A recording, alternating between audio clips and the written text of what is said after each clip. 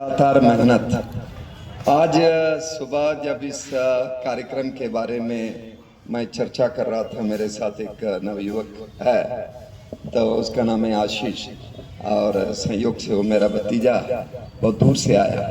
तो उसने पूछा मुझसे कि ये सारे एक्टिविज्म क्यों बनारस में होते हैं, बाकी देश के अन्य हिस्सों में नहीं होता।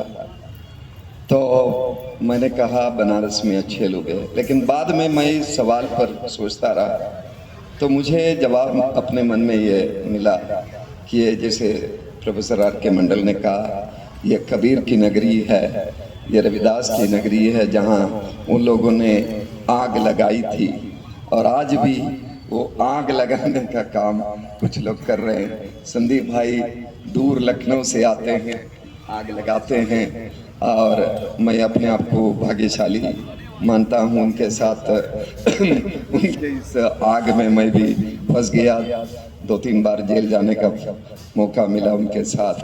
और जैसे कबीर कहते हैं, कबीरा खड़ा बाजार में लिए गुवाहाटी हाथ, जो घर भर के अपनों चलो मेरे साथ। तो लखनऊ से लुआठी लेकर, मशाल लेकर संदीप भाई आते हैं। बनारस में बहुत सारे लोग हैं, उस मशाल को, अपने अपने मशाल को जलाते हैं। भाई नंदलाल के सबसे आगे रहते हैं, उनके नेतृत्व में बहुत सारी पदयात्राएं हुई हैं। और वास्तव में हम देश की हालात जो देख रहे हैं, दिल्ली में जो हो रहा है उससे हम सभी वाकिफ है। वहाँ कुछ नौजवान लोग, सोनम वांगचुक, भूख हड़ताल पर हैं, लगातार धरना जारी है, और उनके अंदर एक आग है, लेकिन उस आग की कोई उसका तवज्जो नहीं दिया जा रहा है। और सरकार को जगाने का कार्य हो रहा है, लेकिन सरकार बहरी है, सरकार के लोग बह रहे हैं, लेकिन देश सुन रहा है, देश जाग रहा है। मैं समझता हूँ पिछले 3 दिनों में बनारस के शहर में, बनारस के गांवों में लोगों तक एक संदेश गया कि ये जो व्यवस्था है, ये जो शिक्षा में असमानता है, जीवन शैली में असमानता है, सपने देखने में जो असमानता है, ये खत्म होना चाहिए और ये गलत है, सही खड़ा करना चाहिए। और कबीर ने, रविदास ने, धूमिल ने, सब लोगों ने यही कार्य किया था। मैं बहुत बहुत धन्यवाद देना चाहता हूँ, बधाई देना चाहता हूँ आप सभी लोगों को जिन्होंने पिछले 3 दिनों से यात्रा निकाली, और वो आग लेकर, वो मशाल लेकर, भाई धनंजय, संजीव भाई, और हमारी बहन कुसुम और सुजाता, और नागेपुर आसपास की सोनी, और सभी बहनें हमेशा साथ रहते हैं। आप सभी को बधाई। और इसका परिणाम नहीं हो रहा है, उसका फल नहीं मिल रहा है, ऐसी निराशा होती है, लेकिन मैं तो कहूँगा आग लगी है, जरूर इसका परिणाम होगा। जहां इसी बनारस में नफरत की आग लेकर भी कोई आए, और लोग समझ रहे हैं इस नफरत से कितनी मुसीबतें खड़ी हो गई हैं, अभी हम झेल रहे हैं, तो नफरत की आग को भी बुझाना होगा, प्यार की आग को बढ़ाना होगा। और जो कमजोर तबके के लोग हैं, उनके साथ खड़े रहने का ये जो जुनून है, इसको जारी रखें। सबको एक बार और धन्यवाद देते हुए मैं आप सबको बधाई देना चाहता हूं। मेरे पीछे एक बार नारा, उम्मीद का एक नारा लगाएं, लड़ेंगे, लड़ेंगे, लड़ेंगे।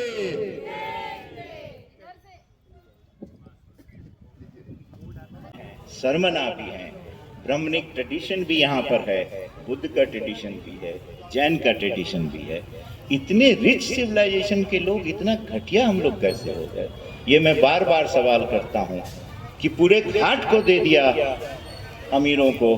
ये सवाल भी नहीं पूछा कि इस घाट पे कभी तुलसीदास भी बैठा करते थे, ये सवाल नहीं किया हमने।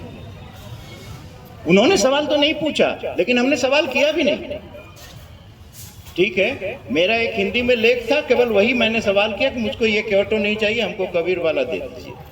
ये मैंने 2015-16 में किया, और अभी इसकी एनालिसिस पोस्टमार्टम में कर रहा हूँ, और अंग्रेजी में कर रहा हूँ। जानते हैं क्यों? मैंने सोच लिया कि अंग्रेजी में करने से थोड़ा खतरा कम है। लेकिन बोलता मैं हिंदी में हूँ, मेरी हिंदी ठीक ठाक है, मैं संप्रेषित कर सकता हूँ। Thank you very much. Sanjeev भाई हमेशा हमेशा हमको याद करते रहते हैं। Thank you. हमसे हमारी बहुत उम्मीद है आपसे, राइट। आप हमारे अन्य मेरे कंटेम्पोररी मित्रों की तरह एमएलए एमपी बनकर के पलटी मत मार दीजिएगा, नहीं तो मैं बिल्कुल गलत हो जाऊंगा। Thank you very much. आइए। बहुत बड़े होते हैं, प्रोफेसर होते हैं, जो हम सब बड़े मतलब कार्यकारी पद उनका बड़ा होता है, लेकिन पढ़ाने लिखाने का पद प्रोफेसर से सेम होता है। प्रोफेसर हमारे बीच में एक प्रोफेसर एमपी सिंह हैं बीएचयू से, आप भी रिटायर में हैं। आपका स्वास्थ्य थोड़ा ठीक नहीं है, वो आपकी यात्रा के लिए शुभकामना भी दिए हैं। वो चल फिर नहीं पा रहे हैं, आज वो आना भी चाहते थे, कोशिश भी किए, लेकिन वो यहाँ पहुँच नहीं पाए। आप लोगों की जानकारी के लिए बता दें, एक यहाँ बनारस में ही मड़ुआडीह स्थान है जहाँ कुछ सेक्स वर्क का काम भी चलता है, और professor MP Singh sir law faculty के रहे। आप लोग इधर घूम जाइए, आप लोग इधर हो जाइए। तो वहाँ पर बीएचयू के लॉ फैकल्टी के जो छात्र थे, एक बार वहाँ कुछ लड़कियाँ थी, उनको बचाने के लिए गए हुए थे। उस प्रकरण में एक वहाँ जो लोग उसको संचालन करते हैं, उन लोगों ने बीएचयू छात्रों के ऊपर केस कर दिया था, और उस केस में बहुत पैसा इन्वॉल्व होता है, बहुत पावर इन्वॉल्व होता है। बाद में जो उस समय के तत्कालीन एसएसपी थे नवनीत सिकेरा जी, वो पुलिस बल लेकर बीएचयू में आए थे छात्रों की गिरफ्तारी करने के लिए। और प्रोफेसर एमपी सिंह का कद बहुत कम है, छोटे कद के हैं, लेकिन वो लॉ फैकल्टी के डीन थे, और उन्होंने पुलिस की वहाँ जो पुलिसकर्मी आए थे उनके कॉलर पकड़ लिए थे, और उन्होंने कहा कि बीएचयू कैंपस में परिसर में पुलिस को घुसने दिया किसने?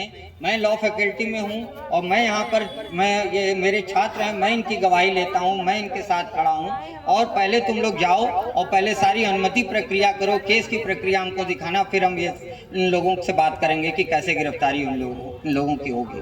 तो ऐसे प्रोफेसर्स भी हुए हैं, ऐसे लड़ने वाले लोग भी हुए हैं, और ऐसे लोग अपने बीच में हैं। यहाँ पर चिंतामणि सेठ हैं, आप लगातार हाईकोर्ट में, लगातार अन्य मंचों पर वेंडरों की लड़ाई लड़ रहे हैं, सारे वेंडर साथी आए हुए हैं। तो लड़ने का जज्बा बनाए रखा जाए और इस सोच को आगे बढ़ाते रखा जाए। हम आग्रह करेंगे प्रोफेसर आर.के. मंडल सर से कि आप आएँ, और अब अगले वक्ताओं के क्रम में हम चाहेंगे कि थोड़ा संक्षिप्त में सभी साथी बात रखेंगे।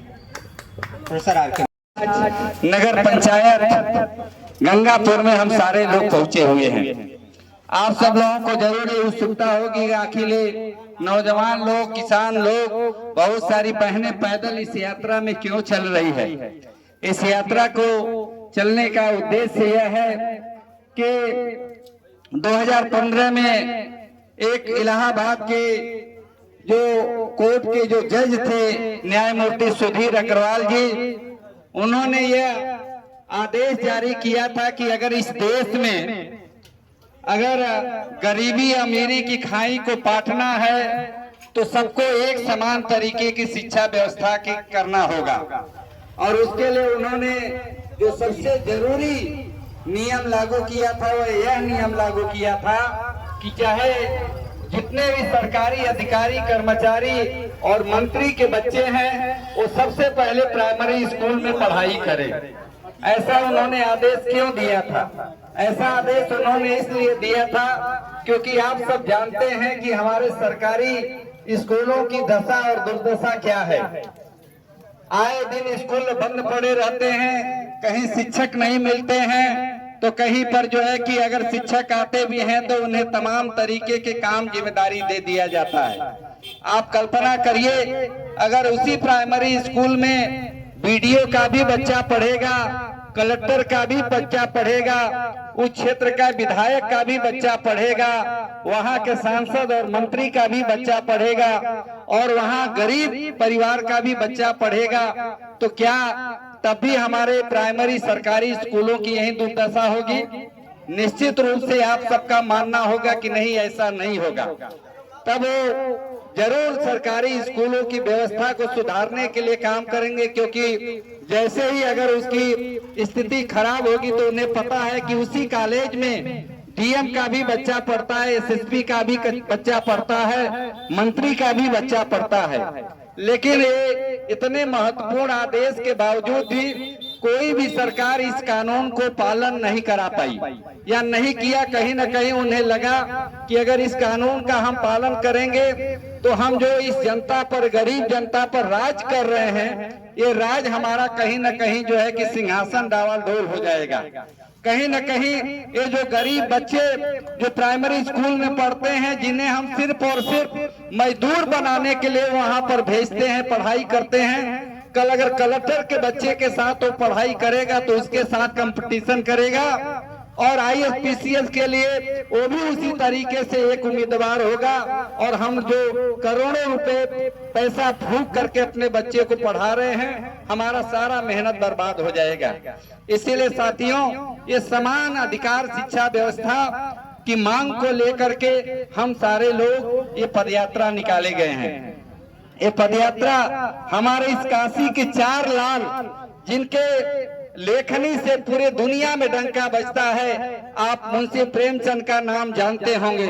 मुंशी प्रेमचंद कथा के सम्राट थे। उन्होंने गरीबों की आवाज को जो अपने कहानियों के माध्यम से, लेखकों के माध्यम से उठाया, वो यात्रा हम लोग उसी जगह से निकाले हैं। दूसरा, हमारे जो महान साहित्यकार हैं सुदामा पांडे उर्फ धूमिल जी, जिनकी एक बहुत ही प्रसिद्ध कविता है कि एक आदमी है जो रोटी बेलता है, एक दूसरा आदमी है जो रोटी खाता है, और एक तीसरा आदमी है जो रोटी न बेलता है न रोटी खाता है। वो तीसरा आदमी सिर्फ और सिर्फ रोटी से खेलता है। मैं पूछता हूँ वो तीसरा आदमी कौन है? मेरे देश की संसद मौन है। साथियों, अपने छोटी सी लेखनी के माध्यम से उसने पूरे इस हुकूमत को, जो अमीरी गरीबी का साम्राज्य है, उसको उसने बता दिया था। अभी हम लोग गंजारी से होकर के आए हैं।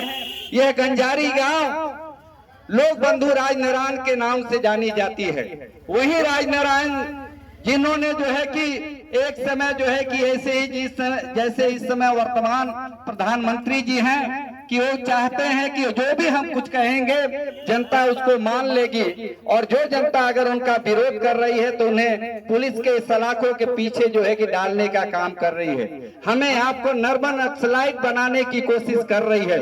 एक जमाने में इसी तरीके से इंदिरा गांधी की भी सरकार हुआ करती थी, जिसका छत्रछाया इस तरीके से हुआ करता था कि जो कोई भी उसके खिलाफ आवाज उठाता था उन्हें भी जो है जेल के सलाखों के पीछे डालने का काम किया करता था। लेकिन इसी हमारे क्षेत्र के गंजारी गांव के रहने वाले लोग बंधु राजनारायण जी ने एक इस हुकूमत के खिलाफ आवाज उठाया, भ्रष्टाचार का मुद्दा उठाया। उन्होंने चुनाव में चैलेंज किया और पहली बार जो है कि इंदिरा गांधी की सरकार इस देश से जो है कि नेस्तनाबूद हुई और उनकी सरकार चली गई।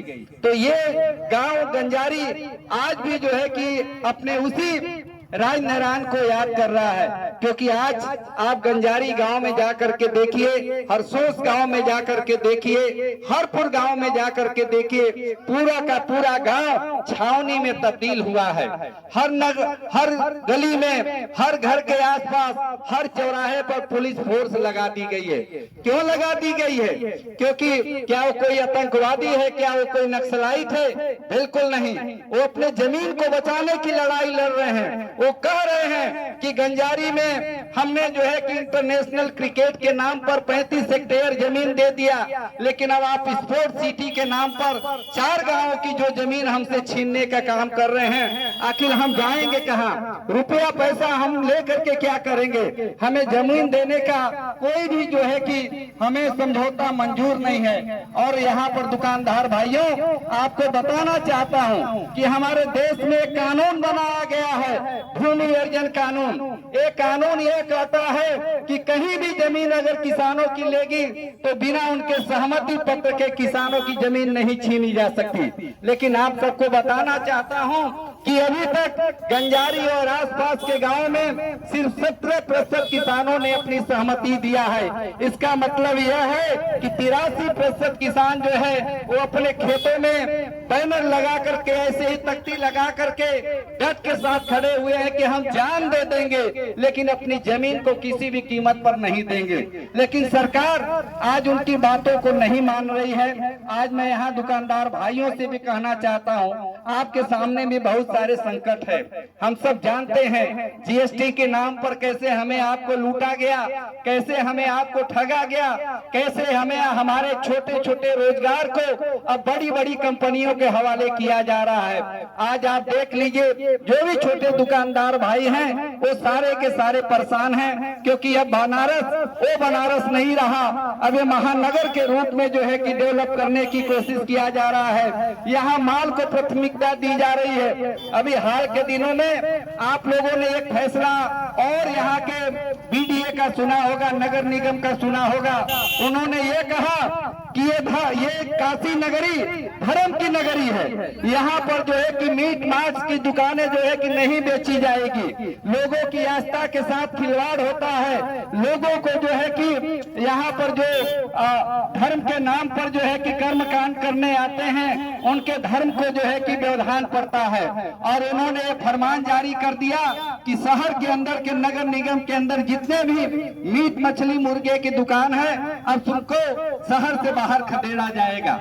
आपको लगता होगा कि ये तो सही है, काशी एक धार्मिक नगरी है, यहाँ पर जो नॉनवेज खाने वाले नहीं होंगे उन्हें लगता होगा कि शायद ये फैसला सही है। लेकिन आप विचार करिएगा, दुनिया के सबसे पुराने शहरों में से एक शहर है बनारस का काशी। और इस बनारस के काशी में आज से नहीं, सनातनी समय से जो है कि यहाँ पर मीट मछली मांस की दुकानें जो है कि खोली गई है। और यहाँ तो इतना ही नहीं है, बनारस के अंदर में लाखों जो है कि परिवार जो है कि बंगाली समाज रहता है।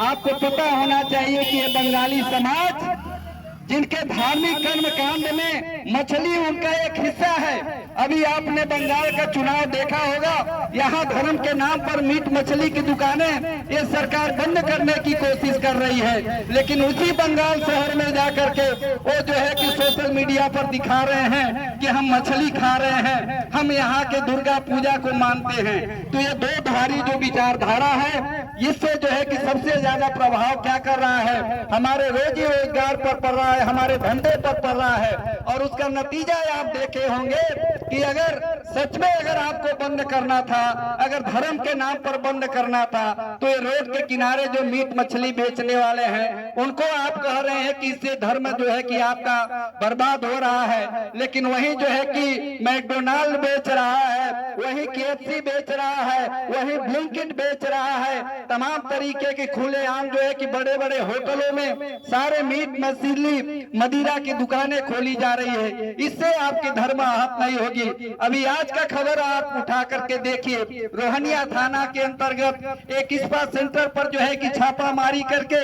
दर्जनों लड़कियों को पकड़ा गया, जहां पर देह व्यापार का धंधा किया जाता था। तो ये धर्म की नगरी जो कि एक पर्यटक के रूप में या एक कहिए कि यहाँ बिजनेस के रूप में जो बनाया जा रहा है, इससे हमें आप सबको सावधान रहने की जरूरत है। और इसीलिए ये पद यात्रा हम आपके बीच में लेकर के आए हैं और हमें मांग कर रहे हैं कि अगर राष्ट्रपति का चाहे लड़का हो, चाहे एक मजदूर का बेटा क्यों न हो, सभी को जो है कि एक समान शिक्षा पाने का अधिकार है। ये हमारे संविधान में दिया गया है, ये हमारे न्यायालय का फैसला है। और इस न्यायालय के फैसले को कायम करने के लिए हमें आपको जो है कि लामबद्ध होना पड़ेगा। हम आपसे अपील करने के लिए आए हैं, आने वाले 6 महीने के अंदर अंदर उत्तर प्रदेश का चुनाव होने वाला है, पंचायत का चुनाव होने वाला है, जिला पंचायत का चुनाव होने वाला है, नगर पंचायत का चुनाव होने वाला है। आप जरूर एक सवाल खड़ा करिएगा कि हमारे पहले शिक्षा की बात करो, रोजगार की बात करो, संविधान की बात करो, स्वास्थ्य की बात करो। मैं जो आप मंदिर मस्जिद के नाम पे, धर्म के नाम पर उलझाने की कोशिश कर रहे हो, अब हम इससे जो है कि स्वीकार करने वाले नहीं हैं। हम इसका विरोध करेंगे और आने वाले दिनों में हम आपका जवाब, हम लाठी डंडे से तो नहीं लड़ेंगे, लेकिन अपने वोट से जो है कि उसका जवाब देंगे। तो इसी आह्वान के साथ ये यात्रा आगे बढ़ रही है। आगे हम लोग आज दाऊदपुर में रुकेंगे, कल ये पद यात्रा BHU में जाकर के खत्म होगा। हम आप सबसे अपील करते हैं कि यात्रा का सहयोग करिए, साथ करिए और अपने रोजी रोटी, शिक्षा, स्वास्थ्य को बचाने के लिए निश्चित रूप से संविधान में प्रदत्त अधिकारों के तहत संघर्ष करिए। धन्यवाद साथी, लड़ेंगे। बहुत बहुत धन्यवाद। हम यात्रा को आगे बढ़ बधाई देता हूँ, धन्यवाद करता हूँ कि आपने ऐसे जो इस दौर में जो लोग लड़ नहीं पा रहे हैं किसी भी मुद्दे को लेकर के, जिस तरीके से उनके हक अधिकार को छीना जा रहा है और जो लोग बोल रहे हैं उनको दबाया जा रहा है, तो आप इस दौर में भी इन क्रांतिकारी साथियों का जो स्वागत अभिनंदन किया, इसके लिए आपको बहुत बहुत बधाई। साथ ही आज जो बात हो रही है कि बनारस में जिस तरीके से बड़े पैमाने पे किसानों की जमीन को किसी न किसी बहाने से छीनने का काम किया जा रहा है, चाहे रोड के नाम पे, एक्सप्रेसवे के नाम पे, डेवलपमेंट के नाम पे, ट्रांसपोर्ट के नाम पे, स्पोर्ट सिटी के नाम पे, टाउनशिप के नाम पे।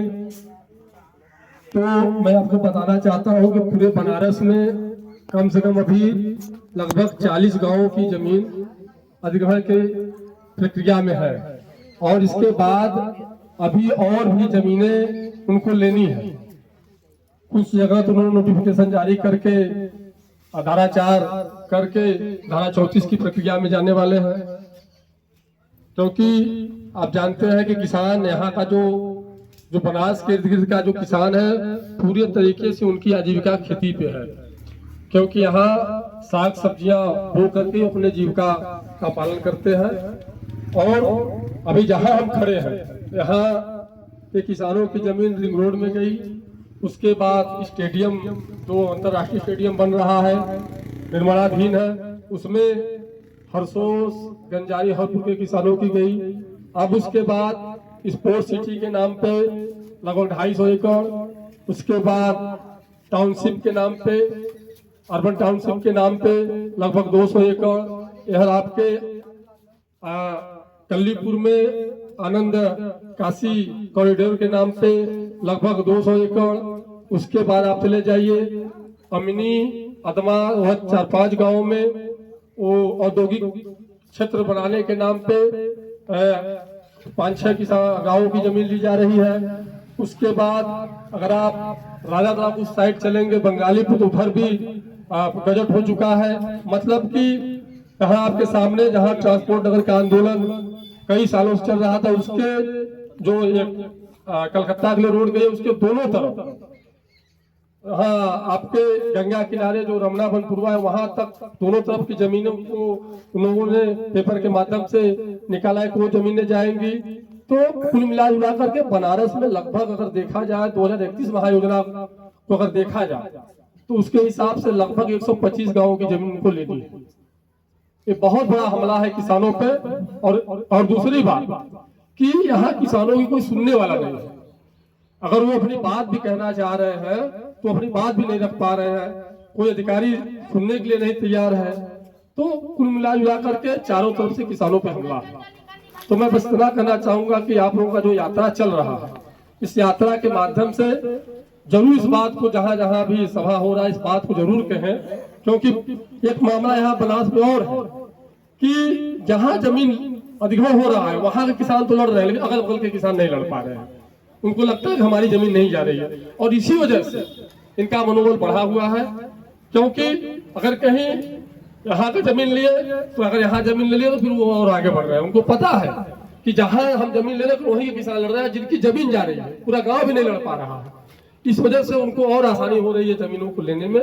तो मैं आप लोगों से निवेदन करना चाहता हूं, इस मुद्दों को भी नंदाल भाई, मेरी बात हो रही थी बैठ के राजू भाई से, वीरेंद्र यादव जी से, कि मैं आपसे चाहता हूं कि एक पूरे बनारस में जो सामाजिक संगठन है, साझा संस्कृति मंच है, जो और भी पार्टियां हैं, क्योंकि मैं देख रहा हूं कि इस मुद्दे पे इतना बड़े पैमाने पे किसानों की जमीन, न कांग्रेस बोल रही है, न समाजवादी बोल रहे हैं, न विपक्षी कोई नेता, न कोई पार्टी बोल पा रही है। उसका कारण क्या मुझे तो नहीं पता, लेकिन बड़े पैमाने पे जिस तरीके से किसानों की जमीन का अधिग्रहण हो रहा है, कोई भी पार्टियां बोल नहीं पा रही है। तो मैं आप लोगों से इतना निवेदन करना चाहता हूं कि एक बैठक बनारस में करके जितने विपक्ष के लोग हैं, सामाजिक संगठन के लोग हैं, वो बैठ करके एक कमिश्नर को ज्ञापन देने के नाम पे कम से कम एक डेलीगेशन मिले और उनसे किसानों की समस्याओं को अवगत कराए।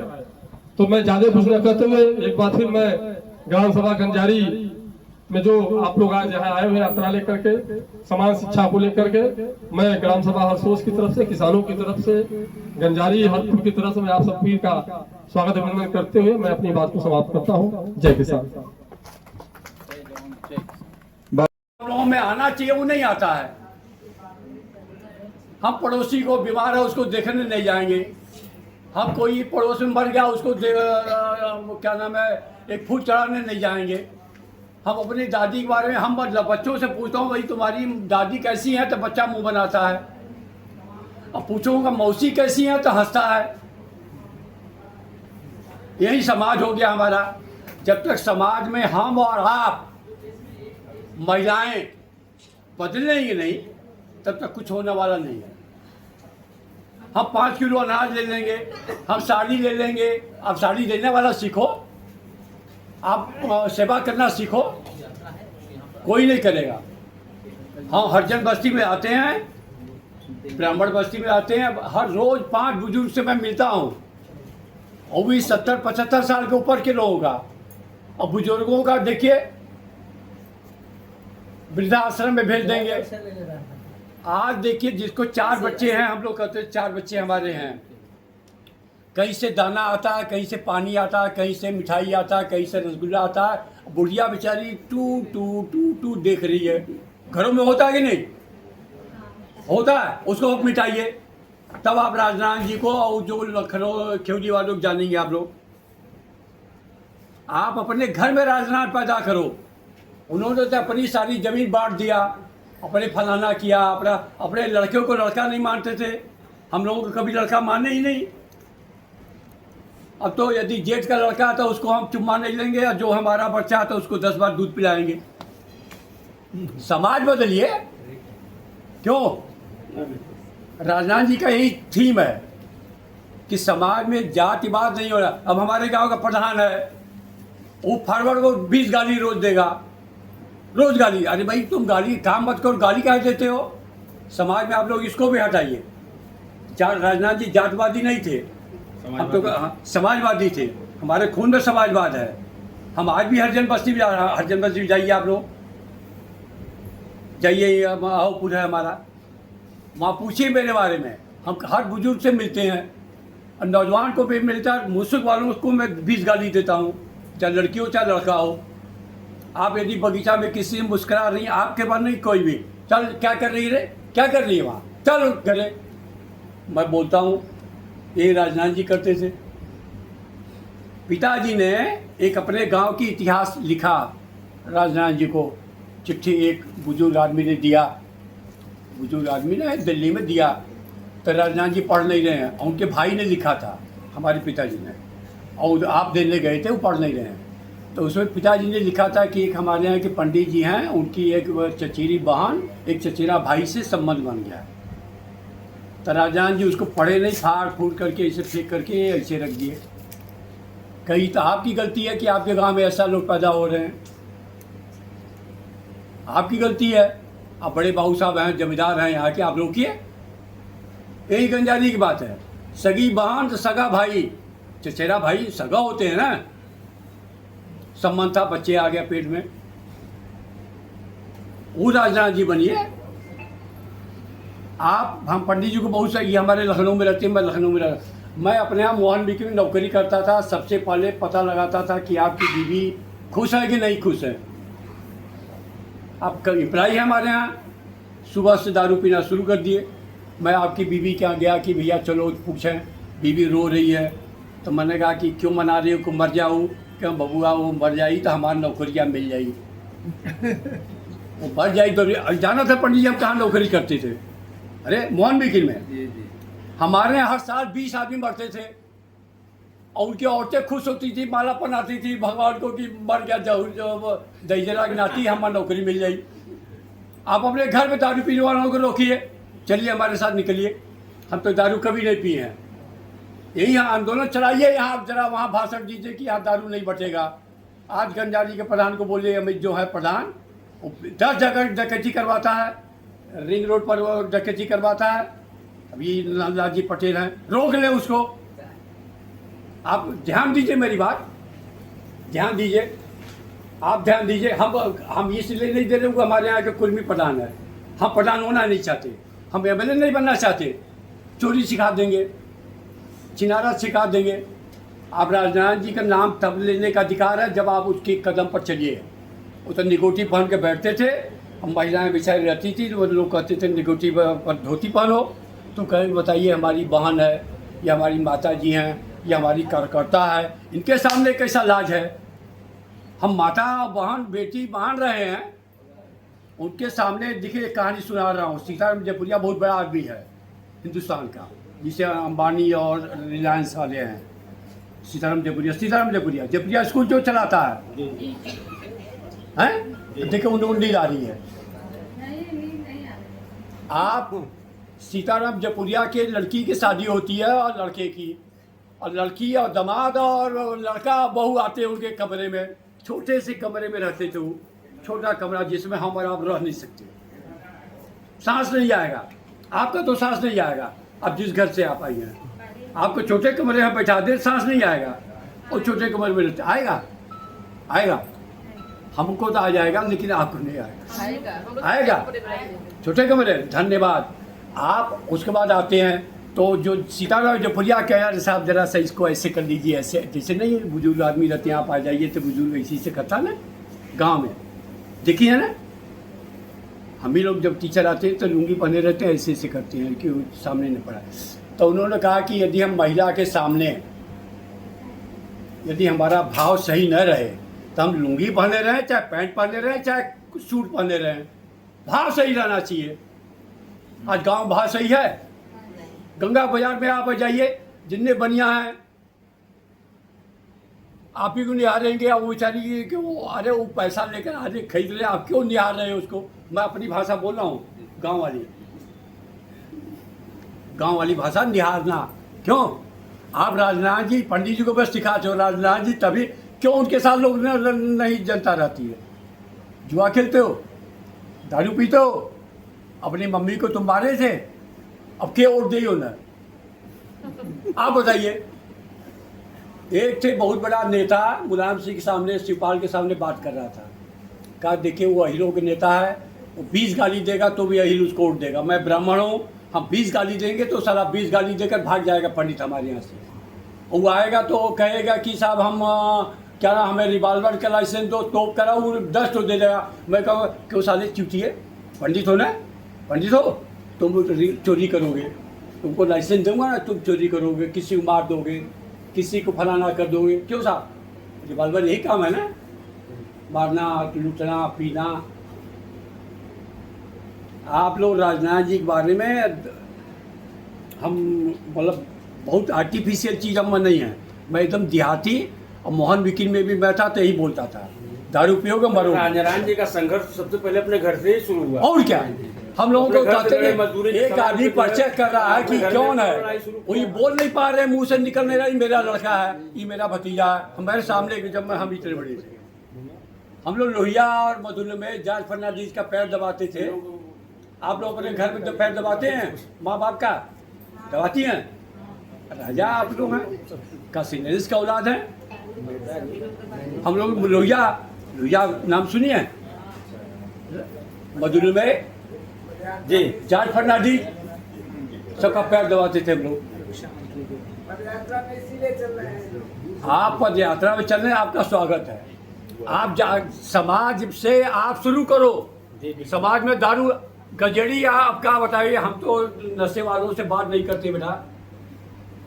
कोई नशा वाला तुम अगल बगल पूछना कि एक पागल माँ बैठता है स्कूल में, वो पूछे दारू कहाँ पाए। अपने बच्चों की शादी कर, अपने बीवी को साड़ी ले आओ, खाना ले आओ। अच्छा, दो चीज़ें देखो, एक अहिंसावादी होता है, भगवान बुद्ध बोले अहिंसावादी बकरी के लिए नहीं है, शेर के लिए है। बकरी क्या हिंसा करेगी, कमजोर क्या हिंसा करेगा, ताकतवर हिंसा करेगा। विभूषण के लिए चाहिए ना कि हिंसावादी मत बनो। सही बात है, क्यों सही कह रहे हैं आप। और देखो, अब आप लोग हमारी बात को अदरवाइज मत। चरित्रवान, एक बुढ़ा आदमी क्या चरित्रवान बनेगा, एक अपाहिज पागल क्या चरित्रवान बनेगा। जो मजबूत है, खाने पीने वो न चरित्रवान बनेगा। वो न देखेगा बेटी को तो वो बेटी दिखेगी। अब बुढ़ा आदमी तो वो कुछ नहीं देख पाएगा कि लड़की है कि लड़का है कि बुढ़िया है कि जवान है, क्या मौसी है कि सासी है। बुढ़ा तो बुढ़ा है, जो अपाहिज है। ध्यान दीजिएगा, बड़ी ऊंची बात मैं बोल रहा हूँ, पर वहाँ भगवान बुद्ध की बात बोल रहा हूँ। आप लोग अपने घर से समाजवाद ले आइए। समाजवाद कहीं नहीं नियम है कि हम अपने सीने को अपने बच्चे के साथ लगावें और दूसरे के बच्चों को सीना न लगावें।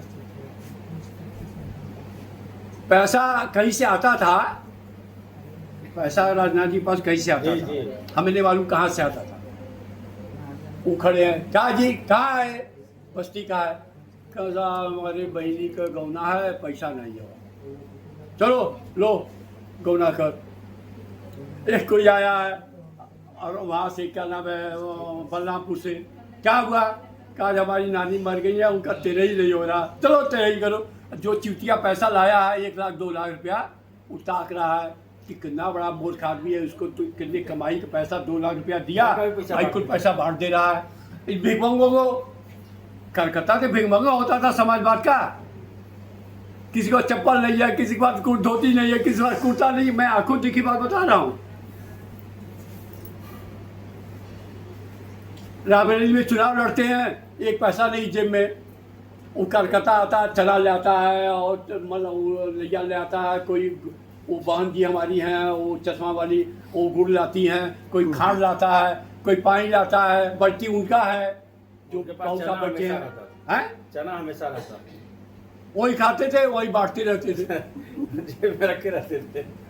तो आप लोग आज से राजनाथ जी को मानिए, और नाटक करने से कुछ भी फायदा नहीं। हम इनको समझा दिए कि हम इसका विरोधी हैं। अब वो ये बनियों को आप गाली दे रहे हैं। बनिया मतलब जो 100 आदमी नौकरी दिया है, आप यही कहते हैं, नेताजी भी कहते हैं बनिया साला चोर है। वो तो 1000 आदमी को नौकरी दिया, आप का आदमी को नौकरी दे पाएंगे बताइए? आप बताइए। एक बर्तन मारने वाली को आप पूरा तनख्वाह नहीं देती होंगी।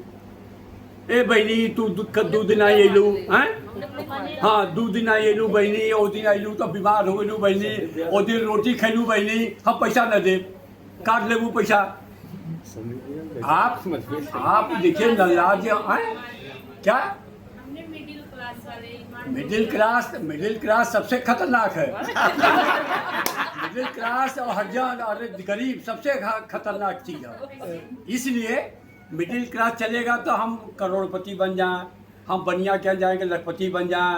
यही नहीं आप करें कि करोड़पति कैसे बना। ध्यान दीजिए, हम शादी कर रहे हैं, ए बाबू सुन ले, मिडिल क्लास की बात बता रहा हूँ। बाजार दिए तो साड़ी खरीदना 10,000 का, और जेब में पैसा 1,000 है, तो 9,000 कहाँ से ले आएंगी? तो अपने दुल्हा को मारेंगी, अपने ससुर को मारेंगी, अपने भाई को मारेंगी। अरे हम 900 का पहनेंगे, हम 900 का पहनेंगे। क्यों? आप ध्यान दीजिए, अभी तिलक दे रहे हैं 1 करोड़ रुपया, आप 1 ही लाख दो। आप क्यों किस्ती ले लेती हो? किस्ती खिलाफ बोलिए आप लोग। बोल रहे हैं। ये हमारी जो मतलब हमें खाना रोटी बनाती है किस्ती छोड़ दी है। ए कहाँ गए लोग? क्या बोला ये था 6 किस्ती लिए हैं। इसकी मम्मी है, क्या नाम है हमारे यहाँ स्टाफ की।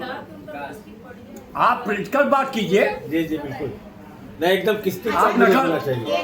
हाँ है तो अपने लिए तो ली नहीं होंगी, किसके लिए? पति जी अरे के तो तभी तो उठाई होंगी। अरे बाबू किस्ती ली है तो आप एक लड़की की शादी हमें देखो बेटा, हमारा हैसियत है 1 लाख खर्च करने का, 1 लाख। तो दिखावा हम 10 लाख खर्च कर रहे हैं, क्यों कर रहे हैं भाई?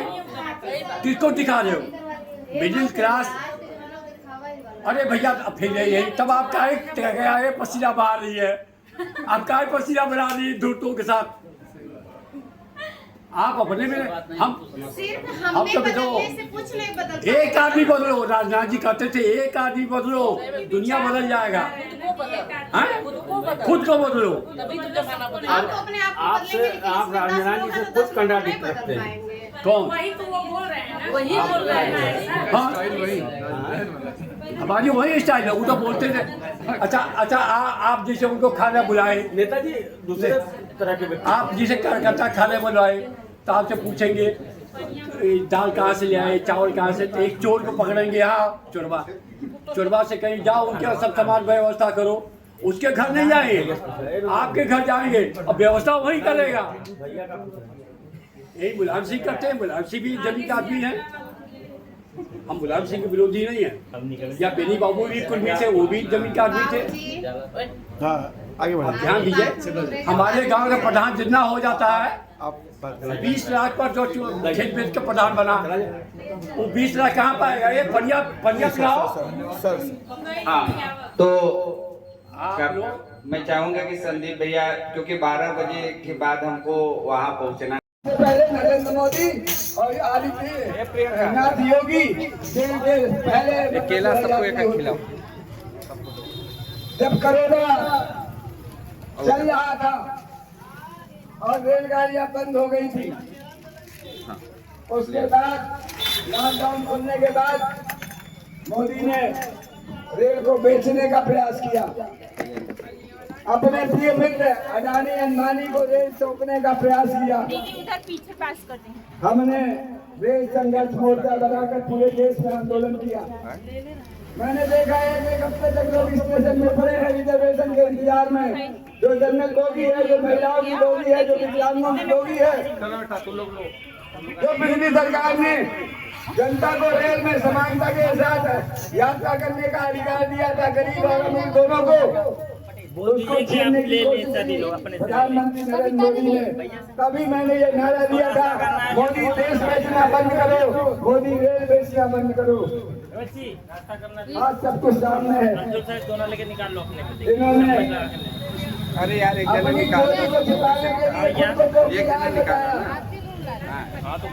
हमारे पांडे जी अभी 2 दिन पहले वहाँ अयोध्या गए थे। ऑटो है सब लेके शराब चोरी के मामले में सच्चाई है, न तो चंपक राय की हैसियत है और न वहाँ पर जो मिश्रा जी है उनकी कोई हैसियत है। और टुंडू कुंडू यादव जो है वो तो सब चपरासी जैसे लोग हैं। चोरी हो रही है,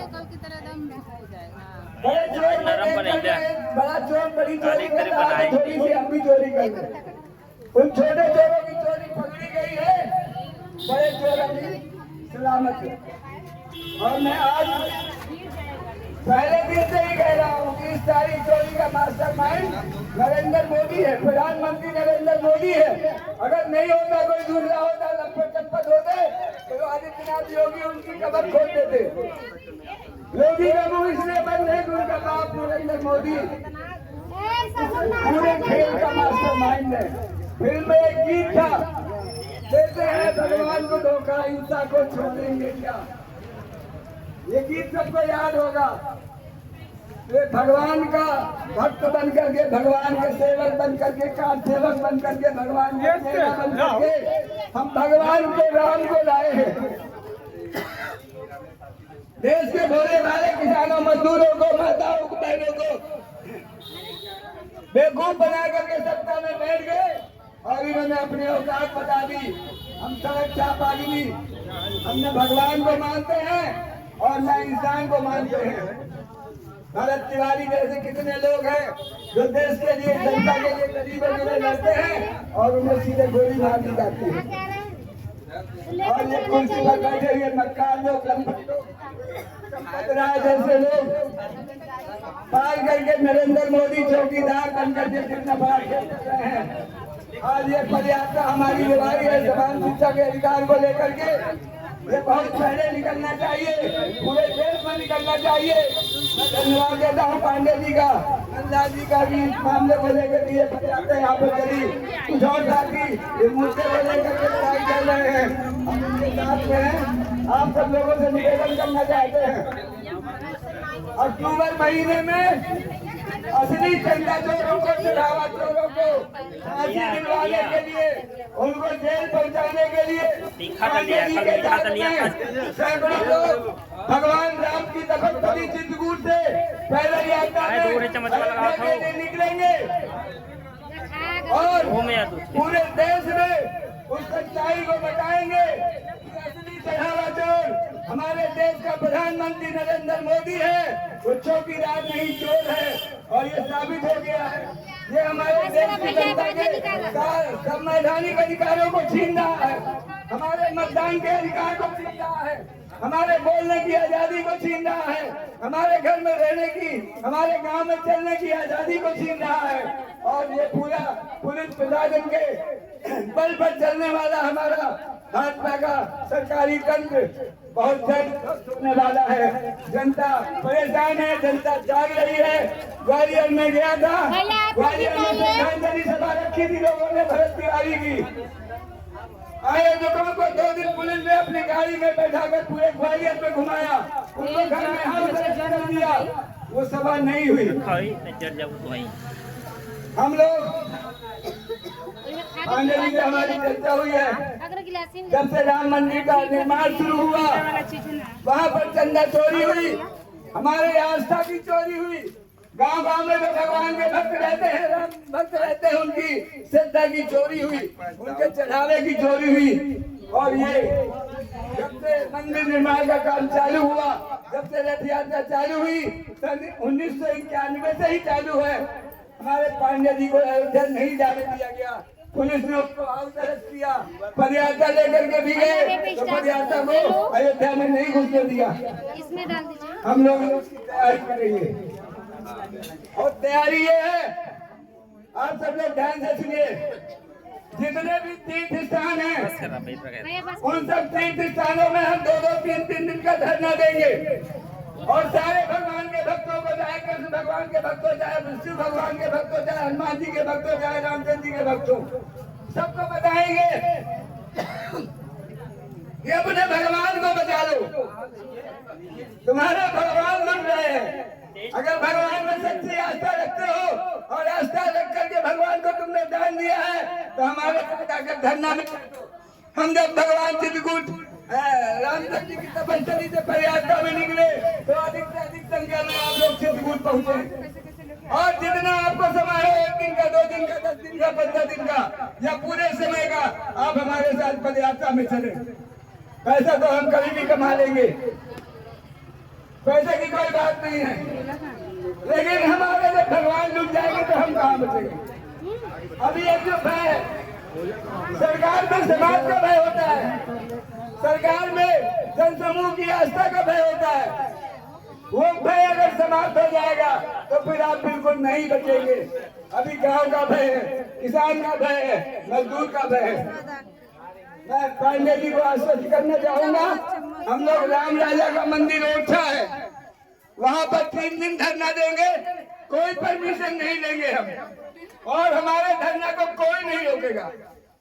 चित्रकूट में भगवान राम का बहुत बड़ा तीर्थ स्थल है, विश्व प्रसिद्ध तीर्थ स्थल है, हम वहाँ पर धरना देंगे, वहाँ कोई परमिशन नहीं लेंगे, वहाँ में कोई नहीं रोकेगा।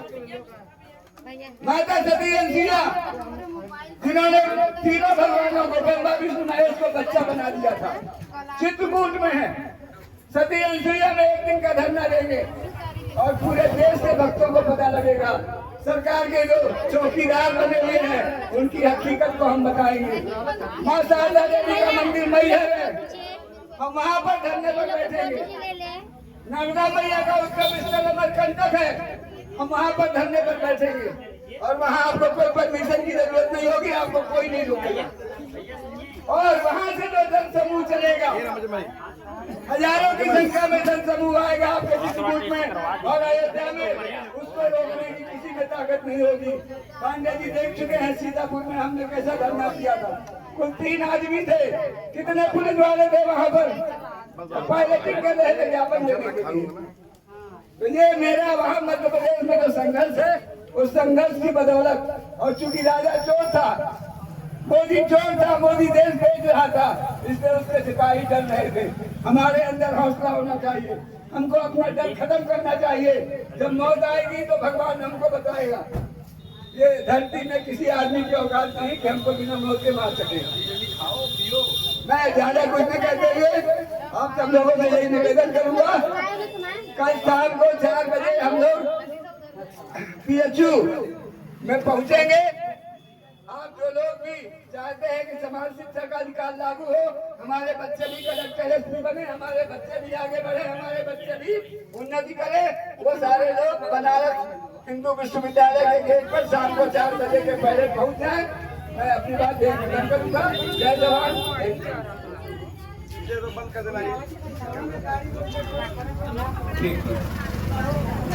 और कोई साथी अपने बोलेंगे? पांडे जी मध्य प्रदेश से चल के हमारे बीच में आए, ईश्वर चंद जी जिनको हम स्वामी जी कहते हैं, आजमगढ़ के साथी हीरालाल यादव जी, नंदलाल जी, तमाम साथी जो बना रहे हैं।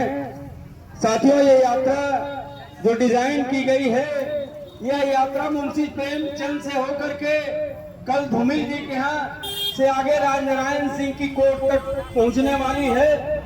तो साथियों, जिन महापुरुषों के नाम जुड़े हैं, मुझे लगता है कि मुंशी प्रेमचंद के बारे में कौन नहीं जानता, सब लोग जानते हैं। धूमिल जी एक जनकवि थे, उनके यहाँ भी कल यात्रा पहुंची थी और उनकी जो सबसे मशहूर कविता है कि एक आदमी है जो रोटी बेलता है, एक आदमी है जो रोटी बेलता है, एक आदमी है जो रोटी खाता है, एक तीसरा आदमी है जो रोटी से खेलता है, और वो मेरे देश की संसद मौन है। ये कविता धूमिल जी की है। हमको लगता है कि आज फिर रोटी, कपड़ा, मकान, शिक्षा, पढ़ाई, दवाई, कमाई के सवाल पे यात्रा आगे बढ़ रही है। अभी कन्हैया भाई ये जिक्र कर रहे थे कि बनारस में भूमि अधिग्रहण तेजी से हो रहा है और यहाँ तमाम सिटी के नाम पे जमीनें लूटी जा रही हैं। कन्हैया भाई आपको याद होगा 2005 नहीं 2004 में जब हाईटेक सिटी आई थी बनने के लिए, कुरौता, फतेहगंज, नवाज पारी, ऊंच गांव से लेके 10-12 गांव में भूमि का अधिग्रहण, जमीनों का अधिग्रहण होना था। उस समय किसान संघर्ष समिति बनी थी, उस समय भगत सिंह यूथ ब्रिगेड का मैं अध्यक्ष था। 1 साल तक हम लोगों ने संघर्ष किया, लेकिन उस आंदोलन की जो खासियत थी कि आज तक हाईटेक सिटी के नाम पे बनारस में 1 इंच जमीन भूमि अधिग्रहण के नाम पे नहीं ले पाई। इसलिए नहीं ले पाई कि उस भूमि अधिग्रहण में किसानों ने मुद्दा बनाया था कि हम जमीन नहीं देंगे, हम मुआवजा नहीं लेंगे। तो साथियों, हम कहना चाहते हैं कि जब जब आप मुआवजे की बात करेंगे तो आप हारेंगे। हाईटेक सिटी के नाम पे ऊंचना, परौता, फतेहगंज, नवाजबारी, गोपालपुर की जमीनें इसलिए बची हुई हैं कि उस दौर में अभी कुछ दिन पहले कामरेड फारूकनाथ पटेल हम लोगों के बीच में नहीं रहे, उनके नेतृत्व में पूरी लड़ाई चल रही थी, हीरालाल यादव के नेतृत्व में लड़ाई चल रही थी। वो लड़ाई इस बात की थी कि हम मुआवजा नहीं लेंगे, और जहां जहां मुआवजे की लड़ाई लड़ी गई वहां जमीनें लूट ली गई। तो साथियों, हम बनारस के साथियों से बहुत गर्व के साथ इस बात को कहना चाहते हैं, चाहे वो स्टेडियम के नाम पे, चाहे हाईवे के नाम पे, चाहे ये रोड बनाने के नाम पे, जो भी जमीनें ली गई उसमें किसानों ने मुआवजा लेने का काम किया। जहां जहां आपने मुआवजा नहीं लिया, जहां जहां आपने कहा कि हम अपनी जमीन नहीं देंगे, उस जमीन को सरकार नहीं ले पाई। साथियों, आज शिक्षा के सवाल पे ये यात्रा चल रही है। संदीप भैया IIT के प्रोफेसर हैं, IIT में पढ़ाते हैं। हमारी बहनें, माताएं बहनें, छोटी बहनें भी हमारी इस यात्रा में चल रही हैं, बेटियां भी इस यात्रा में चल रही हैं। आज सवाल है, एक दौर था कि जब प्रतिभा होने के बाद ये माना जाता था कि जो बच्चा पढ़ने में तेज है वो IIT में एडमिशन उसको मिल जाएगा, उसको MBBS में एडमिशन मिल जाएगा।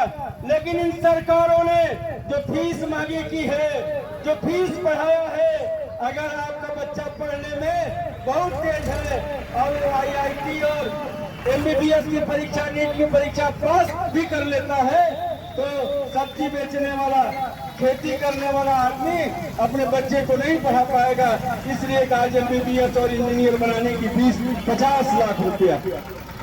दूसरा सवाल आप देख ही रहे हैं, रोज पर्चे लीक हो रहे हैं, रोज पर्चे लीक हो रहे हैं।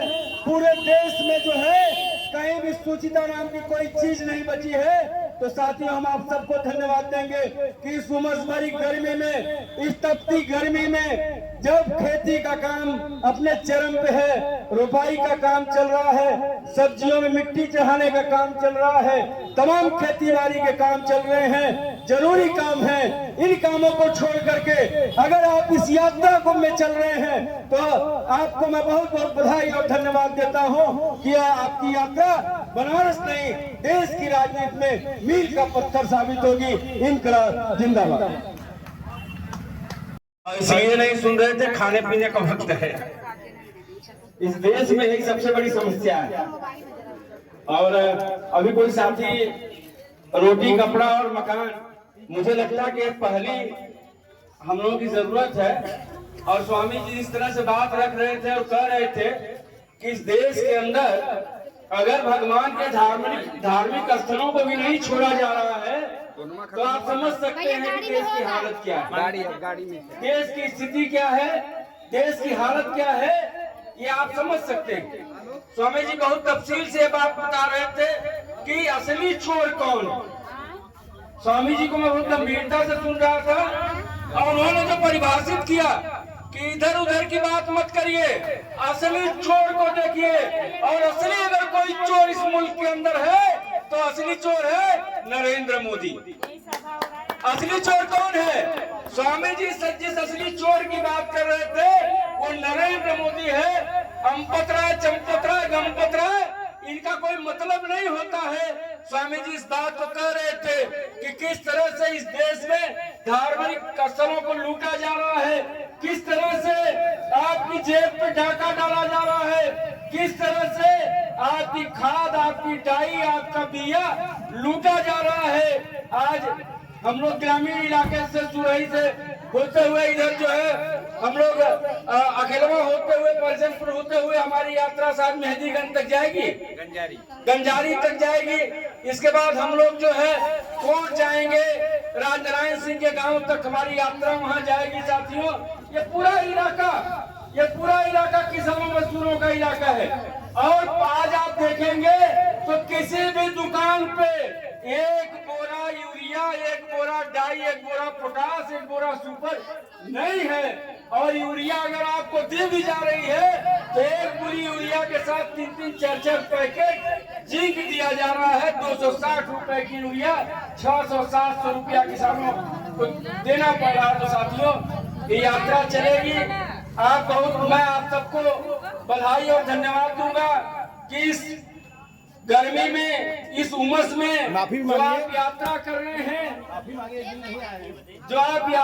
रहे हैं, आप बहादुर लोग हैं, आप संघर्ष करने वाले लोग हैं, आप लड़ने वाले लोग हैं, आप सड़कों पे संघर्ष करने वाले लोग हैं। और डॉक्टर लोहिया कहा करते थे, इस देश के सबसे बड़े समाजवादी नेता, कि जब सड़कें सूनी हो जाएंगी तो संसद आवारा हो जाएगी।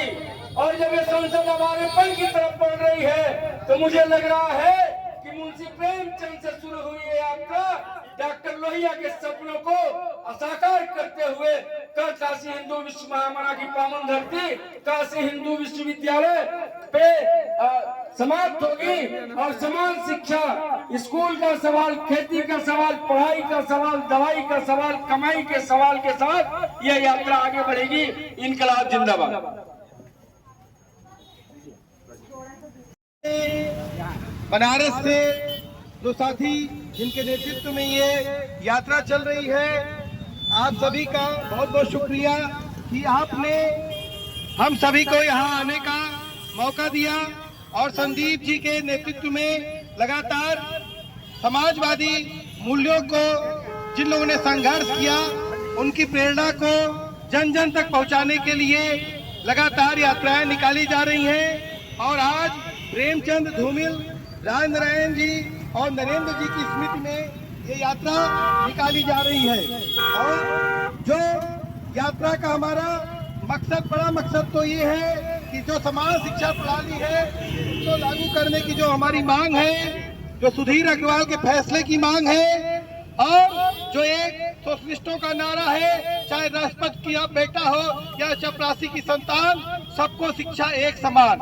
तो आज इस देश में जब हम लोग इस गर्मी में हम लोग सड़कों पर निकले हैं तो ठीक इसी वक्त इस देश में, इस देश की राजधानी में, इस मुल्क की राजधानी में जंतर मंतर पर, वहाँ पर आपके बेटे, आपके भाई, आपकी बहनें वहाँ पर अनशन पर बैठी हैं, भूख हड़ताल पर बैठी हैं। वहाँ पर सोनम वांगचुक जो कि लद्दाख के रहने वाले हैं, जिनको पिछले दिनों एनएस से उनके ऊपर लगाया गया था, राष्ट्रीय सुरक्षा अधिनियम के तहत उनको अरेस्ट किया गया था और जब वो आंदोलन लद्दाख में हो रहा था उस समय संदीप भैया भी वहाँ पर गए थे।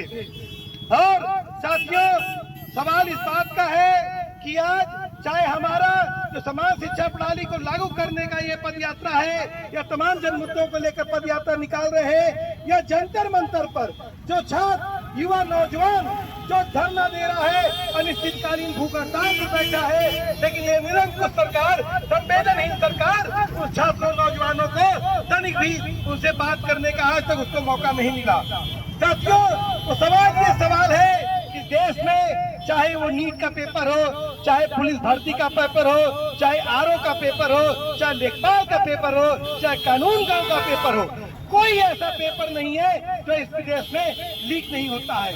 और ये जो सरकार है, ये भाजपा सरकार है, ये चंदा चोर सरकार है। इसने राम के नाम पर अभी चंदा को चोरी किया और आज इस देश के भविष्य जो छात्र नौजवानों को इतना मजबूर कर दिया कि इस देश के नीट का जब पेपर लीक हुआ तो 22 छात्र आत्महत्या कर लिए, 22 छात्राएं आत्महत्या कर ली।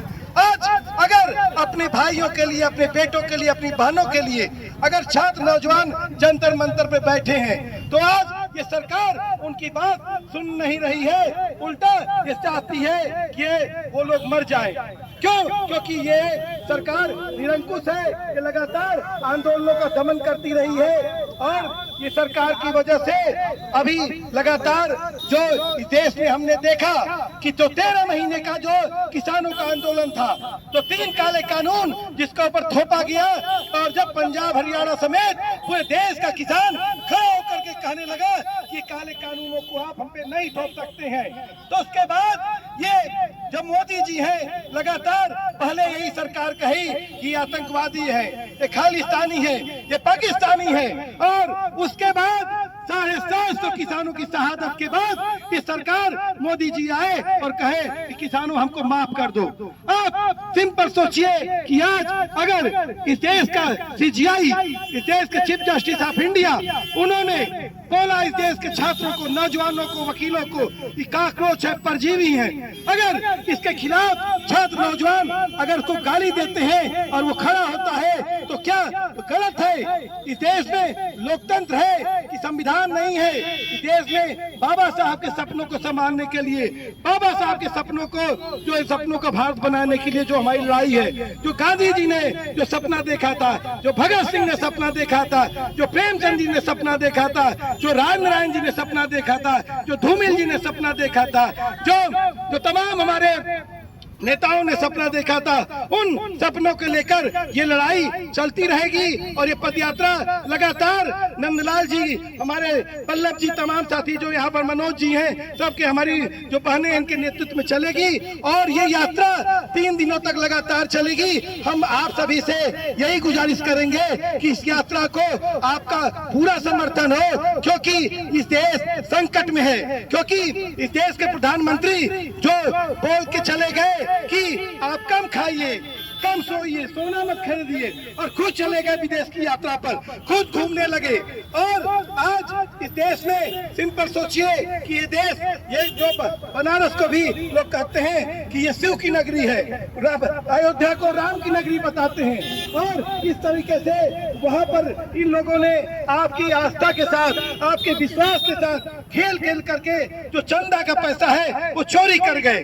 तो सवाल साथियों है कि ये लोग न किसी के हैं, आपके भी नहीं है, ये राम के भी नहीं है, ये लोग सिर्फ और सिर्फ ये गोडसे की औलादे हैं, ये गांधी को इन लोगों ने मारा है। और आज ये यात्रा इस देश को बचाने की है और शिक्षा को बचाने हम लोग निकले हैं। हम लोग इस देश में नफरत को हटाने निकले हैं। इस देश में हम लोग समता की बात करते हैं, इस देश में हम लोग संविधान की बात करते हैं, इस देश में हम लोग लोकतंत्र की बात करते हैं। तो हम उन समाजवादी मूल्यों को कायम करने के लिए इस यात्रा को निकले हैं। आप सभी से अनुरोध है कि आप इसको मजबूती दीजिए, समर्थन दीजिए। मैं इसी के साथ अपनी बात समाप्त करता हूं। इनकलाब जिंदाबाद, जिंदाबाद रहेंगे जब तक दुखी किसान रहेगा। धरती पर तूफान कौन बनाता हिंदुस्तान? भारत का मजदूर। कौन खिलाता हिंदुस्तान? भारत का मजदूर। कौन चलाता हिंदुस्तान? भारत का मजदूर। इनकलाब जिंदाबाद, जिंदाबाद, जिंदाबाद। शुक्रिया। हाँ बस पत्रकार साथी, तो साथियों यहाँ से हम लोग यात्रा निकालेंगे और आगे आधा किलोमीटर दूर कुछ स्थानीय साथी जो है कि हम लोग का इंतजार कर रहे हैं, वहाँ पर भी थोड़ा सा पानी पीने की व्यवस्था है। उसके बाद जो है कि हम लोग आगे बढ़ेंगे। यहाँ से ज्यादा दूर नहीं है, जो हमारा दोपहर का पड़ाव है 2-2.5 किलोमीटर दूर है, तो आराम से यहाँ 1 बजे का समय हम लोगों ने दिया है, तो 1 बजे के पहले हम लोग पहुँचे। ठीक है राजू भाई।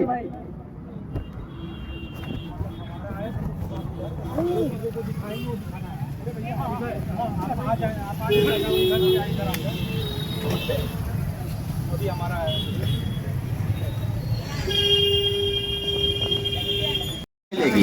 इसलिए यह यात्रा निकाली जा रही है, एक समान शिक्षा पद यात्रा, कि हमारे बच्चों को जैसी शिक्षा मिल रही है वो अच्छी नहीं है।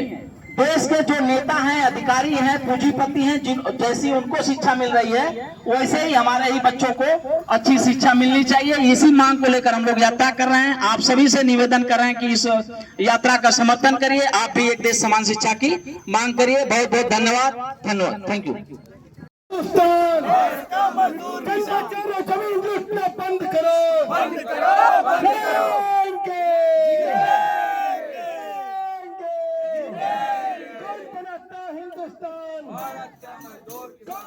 आचार्य नरेंद्र देव का कर्म भूमि थी, वहां तक जाएंगे।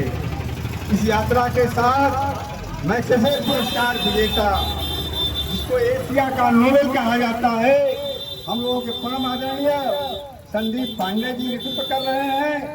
इस पूरे यात्रा अभियान के संयोजक भाई नंदलाल मास्टर साहब, भाई आजमगढ़ से आए हुए वरिष्ठ किसान नेता भाई राजीव सिंह जी, मध्य प्रदेश से आए हुए हमारे स्वामी जी और तमाम रेणु जी और हमारे बहने साथियों, आज यात्रा का दूसरा दिन है। हम लोगों ने करोड़ में विश्राम किया था और वहां से चल करके आज एक बंधु राजनारायण जी के गांव में हम लोग विश्राम करेंगे और कल काशी विश्वविद्यालय में इसका समापन करेंगे। साथियों, शिक्षा को लेकर के सुधीर अग्रवाल ने 1915 में ही एक फैसला दिया था, इस देश में राष्ट्रपति हो या राजा हो या रंक हो या चपरासी हो, सबका बेटा एक साथ एक स्कूल में और सरकारी स्कूल में पढ़ेगा। लेकिन सरकार ने फैसले को लागू नहीं किया। अब आप जानते हैं कि नीट को लेकर के सोनम वांगचुक जो लद्दाख के रहने वाले हैं वो आमरण अनशन पर है, आज 15वां दिन है, लेकिन ये सरकार के कामों पर जू नहीं दे रही। ये सरकार केवल हिंदू मुस्लिम करने में लगी हुई है, ये सरकार केवल सांप्रदायिकता फैलाने में लगी हुई है। इस सरकार को गरीबों से, किसानों से, मजदूरों से कोई मतलब नहीं है। आप चूल्हे भाड़ में जाए, लेकिन यह सरकार चाहती है कि हिंदू मुस्लिम के नाम पर सत्ता में बने रहे। साथियों, सोनम वांगचुक अभी 6 महीना तक जेल में थे। उन्होंने लद्दाख में आंदोलन किया था। उन्होंने एक इंजीनियर है, पढ़े लिखे लोग हैं, लेकिन एक बार भी इस सरकार के नुमाइंदे लोग बात नहीं कर रहे हैं। इनका क्या मांग है? इनका तो मांग यही है कि 22 लाख नौजवान जो नीट की परीक्षा में बैठे थे, ये चंद लोग सरकार के अगुवा लोग, सरकार के देख रेख में उस पेपर का आउट किया गया और 20 नौजवान, हमारे आपके घर के नौजवान आत्महत्या कर लिए। लेकिन सरकार के नजरों में ये शर्म नहीं है कि हमारे नौजवान इस देश के आत्महत्या कर रहे हैं।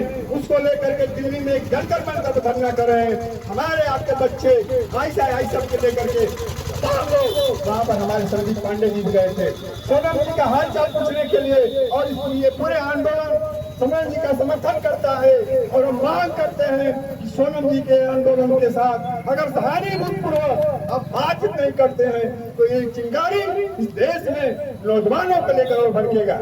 हम चाहते हैं कि आप समर्थन दें, इस समानता यात्रा को आप समर्थन दें, ताकि हम लोग नई शिक्षा नीति को ना लागू होने दें और ऐसी शिक्षा लागू जहाँ गरीब का, अमीर का, राजा का, रंग का, राष्ट्रपति का, चपरासी का बेटा एक स्कूल में पढ़े। इन शब्दों के साथ अपनी बात समाप्त करता हूँ। जय हिंद, जय भारत। गाएगा गाएगा गाएगा जमाना गाएगा गीत एकता के जमाना गाएगा। हंसाए आया ने, गरम भी आया ने, छोरे भी आया ने, कलाद भी आया। हंसाए आया ने, गरम भी आया ने, छोरे भी आया ने, कलाद भी आया। इसे बोलो अल्लाह बोलो चाहेगा सुधारो, इस पर बोलो अल्लाह बोलो चाहेगा सुधारो।